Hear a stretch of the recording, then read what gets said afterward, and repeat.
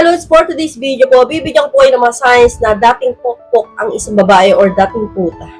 So alam ko, karamihan sa inyo mga lalaki, syempre gusto nyo malaman ang background ng isang babae bago nyo ligawan or bago nyo maging asawa. Actually lods, meron lang konting signs na makikita mo sa isang babae kung dati ba siya napapajarjar kung kani-kanino bago kanya nakilala. Pero syempre bago yan, kung hindi pa ka puta subscribers, pa-subscribe naman. Maraming salamat. God bless po. So, proceed na nga po tayo kagad sa senyales number 1. Mapapansin nyo, Lods, na puro nakarelasyon niya ay matatanda sa kanya. Siya po ay mahilig sa mga sugar daddy, no? Kapag kunwari, nakwento niya sa'yo, dati meron ako naging boyfriend, ganito ang edad, mas matanda sa akin, parang tatay ko na. And then, may nakwento na rin mga kaibigan niya na, yan si dati may sugar daddy yan. Iba na naman. So, basta narinig nyo, kahit one time niya lang sinabi sa inyo na nagkaroon siya ng sugar daddy before, kahit isang beses lang ulit sana sabihin niya sa inyo yan na dati nagkaroon ako ng boyfriend na ang ganitong edad, 50 plus, 60 plus, and then siya ay 20. Diba? Mga ganon, 20s. So, batang-bata, halos kalahati yung agwat ng edad, no? Assigns po yun na dati po siyang puta. Kasi po, ang isang babae, Lods, no, papatol po yan sa isang malalaking napakatanda sa kanya dahil po dito sa pera. So, pumatol po siya para po talaga sa pera. So, napapajarjar po yan ng may bayan. Pero jowa niya yung lalaki na maganda. So, ang ibig sabihin ko po dito, Lods, bawat punta po nila sa motel, may involved na pera.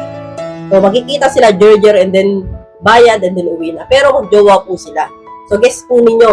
So, iba po yung napapapick up ka sa kalsada and then bayad. One night stand po yung tawag doon. Pero ito po, magjowa talaga sila. So, once po na sinabi sa inyo ng girlfriend mo ngayon na dati ako nagkaroon ng sugar daddy, medyo ka na yan, Lods, magtaka ka na, no?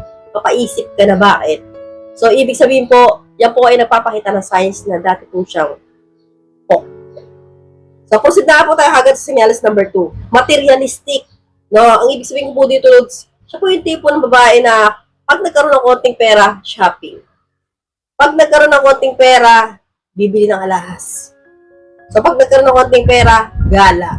So, kapag po ang babae ay gala, no, napansin po ninyo, yung masyadong gastadera, nagkapera ngayon na medyo malaki-laki and then ilang araw lang wala. Kapag po ang babae, Lods, materialistic, no? Of course, hanap po yan ng lalaki na kayang suportahan yung pagiging materialistic nila. So, yung kayang ibigay yung mga luho nila sa katawan. At mangyayari po yun kapag po sila ay magpapajerjer sa kung sino-sino mga lalaki na kayang ibigay yung mga pangangailangan nila sa katawan. So, kunwari ako, mahilig ako sa alahas, mahilig ako sa parlor. So, and then wala namang pera, wala namang magandang trabaho. Ang gagawin ko, mag-boyfriend ako and then hihingi ako ng pera para matususan ko yun. And then, syempre, yung boyfriend ko, hindi naman kayang ibigay lahat ng mga pangailangan ko, hahanap ako ng isa. Magpapajerjer ulit ako doon. And then, isa pa, iba-iba. Hanggat nagka-HIV na. Joke lang. So, ganun po yung, Lods, no? At ang pangatlong signs nga po, mga Lods, ay ang mapapasin niyo yung, Lods, babaeng may bisyo. Nag-yosi, may mga tattoo sa katawan, no? At nalaman mo pa na dating gumamit ng ganon, ng drugs. So, kapag po ganun, Lods, yung narinig mo na background ng isang babae, matik po yan, dati po yan, puta. So, kaya po, Lods, ingat-ingat po kayo sa pagpili, sa pagligaw ng mga babae dahil po importante po na malaman po muna ninyo yung kanyang background bago po ninyo tuluyang asawahin.